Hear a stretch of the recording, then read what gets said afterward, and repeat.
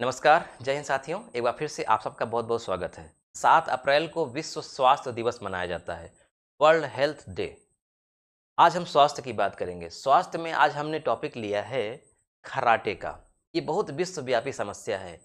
दुनिया में जो 3 सबसे बड़े कारण हैं तलाक के, उनमें से ये अमेरिका में तीसरा सबसे बड़ा कारण है और विश्व स्तर में दूसरा सबसे बड़ा कारण है खर्राटा। यानी खर्राटे के भी कारण तलाक होती हैं। ये इतनी गंभीर समस्या है और ये आने वाली गंभीर बीमारी का भी एक संकेत हो सकती है, इसलिए इसका अनदेखा नहीं करना चाहिए। आज हम खर्राटे पर जो रिपोर्ट आई है विश्व स्तर पर कई स्रोतों के माध्यम से, उसको हमने कलेक्ट किया है और आपको संक्षिप्त में बताएँगे और अंत में उन रिपोर्टों ने, उन डॉक्टरों ने, उन वैज्ञानिकों ने इस खर्राटे का इलाज कैसे हो सकता है, इस पर भी कुछ बात बताई है। तो वीडियो के आखिर में हम उसको भी बताएँगे। दुनिया में खर्राटे का शोर, टूटती रिश्ते की डोर। देखिए, तलाक की 3 बड़ी वजहें, पार्टनर का खर्राटे लेना, फाइनेंशियल इश्यूज़ और धोखा देना। दुनिया में अगर पति-पत्नी के बीच में तलाक होते हैं, तो उनमें से 3 जो सबसे बड़े कारण हैं, 3 सबसे बड़े कारण, उनमें से जो पहला कारण है, वो है धोखा। यानी पति अगर धोखा दे रहा है पत्नी को, तो तलाक होगा या पत्नी धोखा दे रही है पति को, तो तलाक होगा। ये सबसे बड़ा कारण है। ये नंबर 1 पर आता है।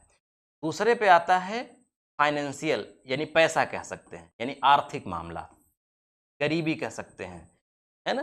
छोटी-मोटी दिक्कतों का सामना करते-करते चिड़चिड़ापन होने लगता है और फिर झेलना मुश्किल होता है। तो धोखा और पैसा।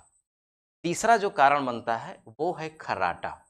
इस रिपोर्ट को जब मैंने पढ़ा तो मुझे तो यकीन ही नहीं हो रहा था, लेकिन जब सोर्स हमने देखे, इतने सोर्सों के माध्यम से मतलब अध्ययन करके ये रिसर्च में बातें आई हैं, तो मानना पड़ा। देखते भी हैं, एग्ज़ाम्पल भी देखते हैं। हालाँकि ये भारत में समस्या कम है, खर्राटे की समस्या नहीं, खर्राटे की भी समस्या है, लेकिन तलाक में खर्राटे को आधार बनाकर तलाक लिया जाए, ये समस्या कम है। लेकिन वर्ल्ड स्तर पर ज़्यादा है। तो धोखा, पैसा और खर्राटा।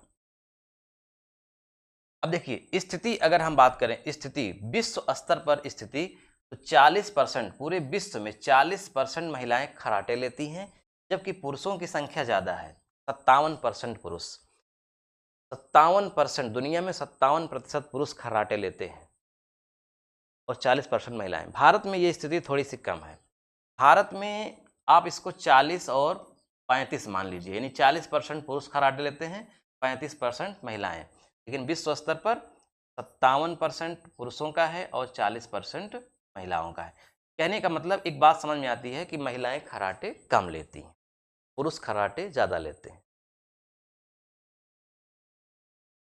खर्राटे के सोर्स से खत्म होती रिश्तों की गर्माहट। अब देखिए, ये रीज़न बताए गए हैं कि खराब सेक्स लाइफ होती है, भावनाओं की कद्र में कमी आ जाती है। अगर कोई भी खर्राटा ले रहा है, जैसे पति खर्राटा ले रहा है, पत्नी की नींद डिस्टर्बेंस होगी। ये क्या-क्या रीज़न हैं? समस्याएँ क्या-क्या पैदा होती हैं? खराब सेक्स लाइफ होगी, ज़ाहिर-सी बात है, भावनाओं की कद्र में कमी आएगी, डिप्रेशन, एंग्ज़ायटी, इंसोम्ब्रिया, एक-दूसरे के प्रति नाराज़गी भी होगी, एक-दूसरे के प्रति नाउम्मीदी होगी और स्लीप डिवोर्स। कहने का मतलब अगर पति खर्राटे ले रहा है तो पत्नी को समस्या होगी, पत्नी खर्राटे ले रही है तो पति को समस्या होगी। यही नहीं, अगर 2 दोस्त एक ही कमरे में सो रहे हैं, तो एक खर्राटा ले रहा है, एक नहीं ले रहा है, तो नींद तो डिस्टर्ब होगी ही, समस्या तो होगी ही, तनाव तो बढ़ेगा ही। अब देखिए, क्या कारण है? आते हैं मेन टॉपिक पर कि ये क्या कारण है खर्राटे आने का। तो इन मेडिकल और हेल्थ कारणों से आ सकते हैं खर्राटे। जैसे प्रेगनेंसी में भी खर्राटे आ सकते हैं। अल्कोहल अगर कोई व्यक्ति यूज़ कर रहा है तो उसको, अगर बढ़ती उम्र है तो भी, साइनस है तो भी। स्लीप एप्रिया, थ्रोट इन्फेक्शन, मतलब गले में अगर कोई समस्या है, कोई सूजन है, या फिर कोई व्यक्ति बहुत ज़्यादा थक गया है या टॉन्सिल बढ़ गया है गले में, बड़ा हो गया है तो भी। मतलब क्या होता है कि साँस लेने में जब समस्या होती है ना, तभी आवाज़ निकलती है। तो गले से जब हम साँस लेते हैं, तो अगर टॉन्सिल हो गई है या कोई इन्फेक्शन हो गया है, तो हमारी साँस सोते समय ये एकदम क्या होते हैं, ढीले पड़ जाते हैं। क्योंकि जब हम सो जाते हैं, तो हमारी शरीर क्या होती है, रिलैक्स हो जाती है, तो ये भी ढीलापन हो जाता है। जब ढीला हो जाता है, तो ये अवरोध उत्पन्न करता है, इसीलिए आवाज़ आती है। नींद की गोलियों का अगर कोई इस्तेमाल ज़्यादा करता है तो भी ये समस्या होती है, और अगर कोई पीठ के बल सोता है तो भी। जो व्यक्ति खर्राटे लेता है वो आमतौर पर पीठ के ही बल सोता है। पीठ के बल सोने में खर्राटे ज़्यादा आते हैं। अब देखिए, नींद में अगर साथी लेता है खर्राटे तो अपनाएं ये उपाय। क्या अपनाने चाहिए उपाय? नींद के दौरान पार्टनर की स्लीपिंग पोजीशन चेंज करें। जैसे अगर वो पीठ के बल लेटा है तो उसको करवट कर दें, और करवट में भी कैसे? बाएं करवट, दाएं करवट नहीं। बाएं करवट करेंगे तो खर्राटे कम आएंगे। लाइफ स्टाइल में बदलाव के लिए प्रेरित करें, जो उसकी लाइफ स्टाइल है। उदाहरण के लिए अगर कोई व्यक्ति मतलब शारीरिक श्रम बहुत कम करता है, व्यायाम बहुत कम करता है, तो उसके अंग क्या होंगे? ढीले होंगे, मोटापा का वो शिकार होगा। इसके कारण ये समस्या उत्पन्न होगी। तो थोड़ा सा लाइफ स्टाइल में बदलाव करें। खर्राटे से बचने वाला कोई डिवाइस गिफ्ट करें, ये भी ठीक है। मुंह सूखने से खर्राटे ज़्यादा आते हैं, पार्टनर को पानी दें। यानी गला जब सूखा होता है तो भी ये समस्या होती है, तो यानी गला को सींचते रहें, पानी देते रहें। अलग अलग कमरे में सोने की बजाय ईयर प्लग का इस्तेमाल करें, यानी कान में लगा लें, ज़्यादा बढ़िया रहेगा।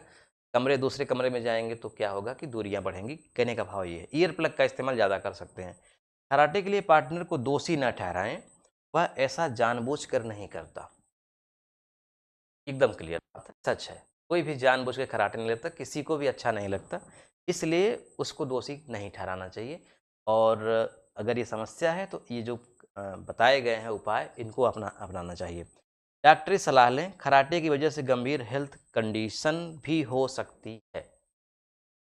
तो पहले ये उपाय, जो छोटे-मोटे उपाय हैं, इनको करना चाहिए। अगर इनसे दूर होती है समस्या तो ठीक है, नहीं तो डॉक्टर से ज़रूर मिलना चाहिए, क्योंकि गंभीर बीमारी का भी ये एक संकेत हो सकता है।